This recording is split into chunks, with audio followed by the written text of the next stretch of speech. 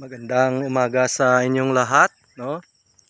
Nandito na naman ako sa umagang ito, no? Have a blessed Sunday. Magandang umaga sa inyong lahat, no? Share ko po yung aming ampalaya. Na kung saan, bakit po umabot na po siya ng 100 days, no? 26 harvest na kahapon. So makita po natin, maganda-ganda pa rin. No?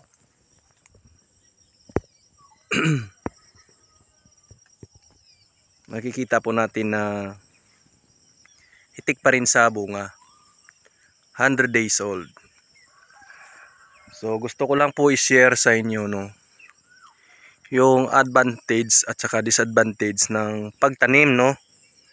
Depende po sa panahon, no. Kasi ngayon humaba ng ganito katagal yung buhay ng aming ampalaya. Nagtanim po kami, no, summer, no, March 6.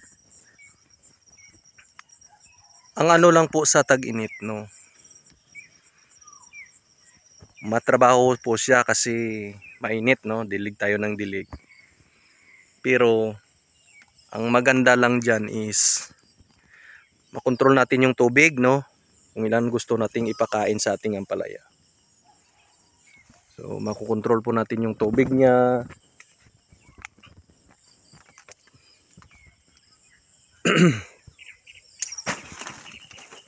Na kung saan ay mapatubo natin ng maganda. At saka kontrolado natin yung ating pagpakain at saka yung dilig, no. So March 6, so ngayon is June 16 na, no. Pero makita natin, no, marami pa ring bunga. Dahil po yung sa tingin ko po sa panahon, no, na yung ulan timpla-timpla lang, no. Hindi naman ganong malakas yung ulan, no? June 16 na ngayon. Pero makita natin na wala pa ring ganong ulan, no. Uulan dito pero kunti-kunti lang. Ngayon umagang-umaga ganito yung panahon, makulimlim. So malaking bagay po to sa ampalaya, no, na hindi ganong malakas yung ulan. Di dali-daling nasisira yung ating tanim, no, lalo na sa ampalaya. Kasi yung ampalaya mas gusto niya yung medyo mainit, no. At saka yung pagpapakain, no, sa ating ampalaya. So makikita po natin kahapon lang to na harvest, no, naka-harvest kami kahapon. 600 plus, pero ayun po, marami pa ring bunga. At saka yung dapat yung pagpapakain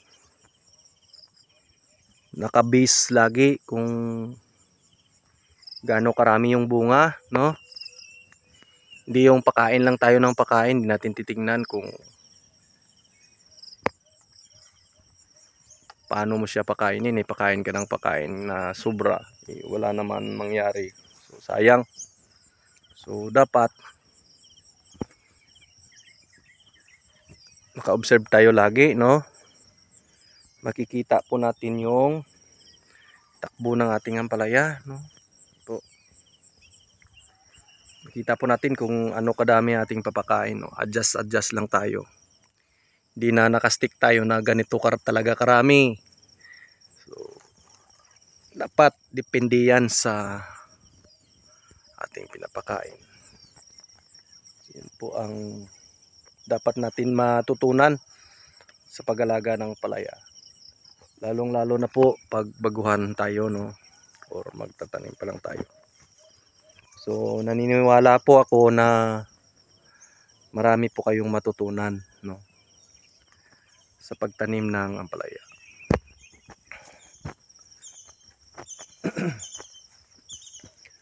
So yan po, no, kahit na harvest kami kahapon, makita po natin na marami pa po tayong nasahang bunga, no? So Sunday ngayon, Monday harvest ulit kami, no? Isang araw lang yung pagitan. Never mind po sa damo, kasi yung damo wala naman po yan sa puno ng ating tanim, no?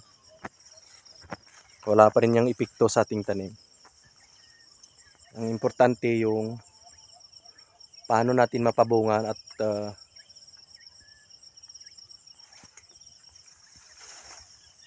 ma-maintain natin yung takbo ng ating ampalaya na hindi siya or yung bunga niya ay patuloy pa rin, no? So ito yung damo na to, hinintay lang namin, no? Na grass cutter lang po, hindi kami po para lalong mabilis yung trabaho. So sa aking pag-observe po, sa aking experience sa pagtanim ng ampalaya, so ang una-una talaga, no, sa land preparation pa lang dapat maganda na, no? Naka-prepare talaga, no? At saka itong sa amin na to, so naka-video ako nakaraan, yung napakaganda talaga yung sa land preparation, no? Na yung lupa mo naka-prepare siya sa tag-init at saka sa tag-ulan, no?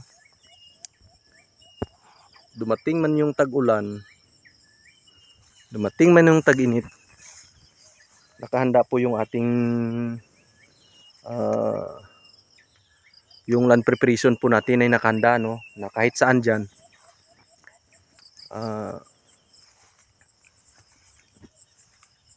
nakapreparar po siya, no? Na tulad nakaraan, sa unang tanim namin dapat may kanal kasi yung tubig namin dadaan sa kanal, no? Magdilig, magpatubig kami. So ngayon, nakaraan dumating yung ulan na malakas, bumabaha po dito. So wala po kaming kaba kasi may kanal, no? Kahit na malakas yung tubig, sa kanal pa rin yung dumadaan yung tubig natin. So wala po tayong kaba doon kasi nakapreparar tayo ng maayos. Yun lang po ang maganda. Kasi kung wala tong kanal yung ginawa namin, siguro itong ampalaya namin ngayon wala na to. Isang bisis umulan ng malakas, hanggang ngayon di nasundan yun. So wala pa rin, dumaan lang. So yun po ang dapat sa land preparation pa lang maganda na, para yung resulta maganda rin. Kasi marami na po kong naranasan, no, mga experience sa pagtanim ng ampalaya. Pag sa land preparation pa lang wala ka na, sayang yung hirap natin, gastos natin, yung time natin. Yun po ang mawala sa atin, no? Sayang, walang nangyari. Walang nangyari. So, sa land preparation pa lang dapat siguraduhin na natin, no, na yung dapat advance tayo sa pag-isip, no, sa pagtanim natin sa ampalaya. So land preparation natin dapat naka-advance tayo, kung ganito yung gawin ko, ano yung mangyari sa sunod, no? Kung ganito yung preparation ko, ganito yung mangyari, no? So dapat laging naka-advance yung ating plano, no? So, sa experience ko po sa pagtanim ng ampalaya, so dapat sigurado lagi yung pagtanim, no, sa pag-prepare pa lang ng lupa natin. So ito hanggang July to abutin ito, tagal-tagal pa to pag ganito yung mukha ng ampalaya. So, sa pag-oobserba ko po, no, matagal-tagal pa to.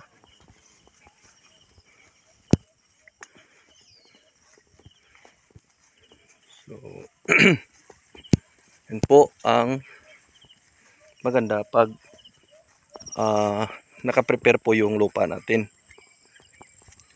So, sa nakikita ko po, no, marami pa po tayong ma-harvest dito. Kasi marami pa yung maliliit na bunga, no. Ito po, no, ganito, marami pa. Ito po. At saka itong mga maliliit, nakikita nyo po yung sa talbos. Yung parang tingting, napakarami pa po, no. Sana ma-harvest pa po natin yan, no. Kahit sa pagpapakain po natin ng abono, dapat kontrolado din, no. Hindi tayo pakain ng pakain. Kasi sa observe ko po, yung mga bunga na to pag nasubrahan ng abono, puputok. Lalo na pag biglang ulan, pumutok talaga to. So sa experience ko po,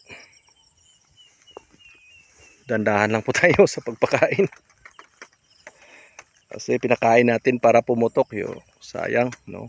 Lugi tayo dyan. Mahulog lang po yan sa RR, no. So yun po ang mga sa aking experience po. So dapat sa pagtanim ng palaya, araw-araw naka-observe po tayo. Obserbahan po natin yung takbo ng ating ampalaya. So makita mo ito natin na ito po, maganda pang talbos. Napakaganda pa, no. Kailangan nating pakain ulit, no. Magpakain tayo ng pakain. Depende po yun sa nakikita po natin na dapat nating gawin, no, sa pagpapakain.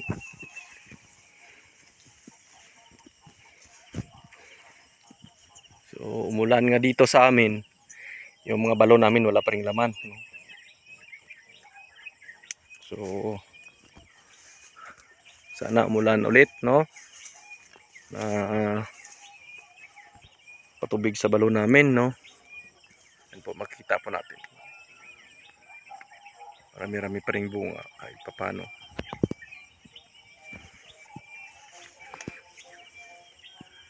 So dapat araw-araw pinag-aaralan po natin, no, in-observe po natin yung takbo nating ampalaya. So yun lang po, no.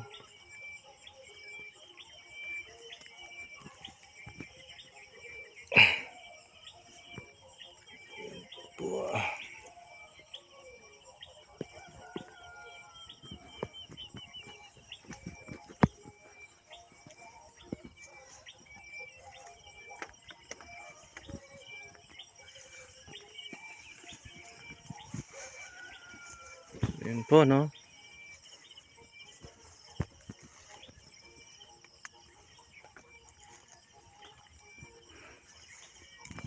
So, sana may mapupulot po kayo dito, no. Yung mga magagaling po dyan, di na guro kailangan, no. Pero yung sa mga nag-uumpisa pa lang, dapat sana may matulong po sa inyo.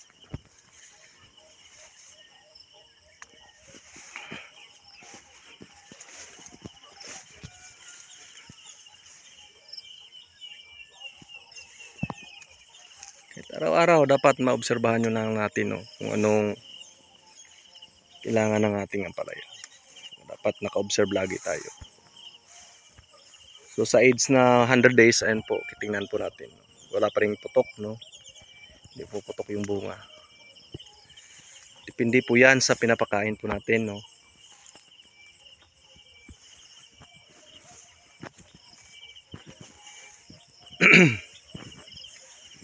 So, kahapon lang to na harvestan, no. Kahapon lang. So, pero ito, pwede na harvestin to, no. Pero para bukas. Harvest ulit tayo bukas. So, maka 500 ulit tayo bukas, no. Isang araw lang agwat. Maganda na, no. Ito po bukas, no. Harvest na to.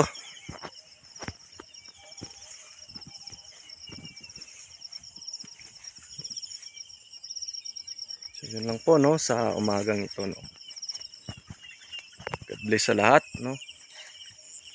Saka shout out po sa mga bagong subscriber po natin, no. Maraming salamat po sa pagsuporta nyo sa Pisong Farmers. Sana may matutunan po kayo habang sinusundan nyo po yung aking mga videos, no. Yan lang po sa umagang ito, no. Agang maaga dito po tayo sa ating mga tanim. So unang-una po, no, dapat pagising pa lang natin sa umaga, no, unahin muna natin si Lord. Yan po ang the best, no. Pagising pa lang natin, magpasalamat na tayo kay Lord, no. Yan po, no. Uy, bubuyog, nangagat yung bubuyog.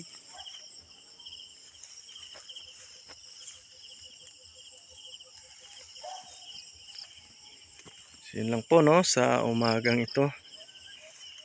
Sundan nyo po, no. Malaki talagang tulong sa inyo to pag sinusundan nyo. Pwede po kayo mag-comments, no, magtanong sa akin, no. Kung malapit po kayo dito sa amin, pwede nyo po ako makapagkwentuhan po tayo kahit isang basong kape. May malaking mapupulot, marami po kayong mapupulot sa ating kwentuhan. Ito lang, ma-apply nyo po sa inyong pagtatanim, no, ng ampalaya. Isang basong kape lang, may matutunan na po kayo. So yun lang po, no, sa umagang ito, no. God bless sa lahat.